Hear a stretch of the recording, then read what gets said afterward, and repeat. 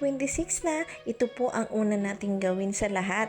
Manalangin ka dahil nakikinig ang Diyos.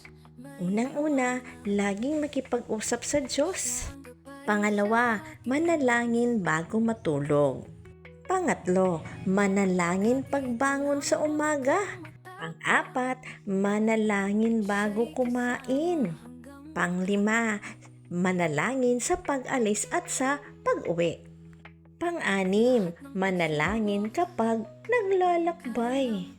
Pang-pito, manalangin kapag pumapasok sa paaralan ang mga bata at ikaw ay papasok sa trabaho. Pang-walo, manalangin para sa iyong pamilya, mga katrabaho, kapitbahay, kaibigan at mga miyembro ng simbahan. Pang-siyam, manalangin para sa iyong pari, pastor o ministro. Pang-sampo, manalangin para sa iyong kasalukuyan at hinaharap. Manalangin ka dahil nakikinig ang Diyos at diringgin niya ang ating mga panalangin sa araw na ito sa pangalan ni Jesus. Amen.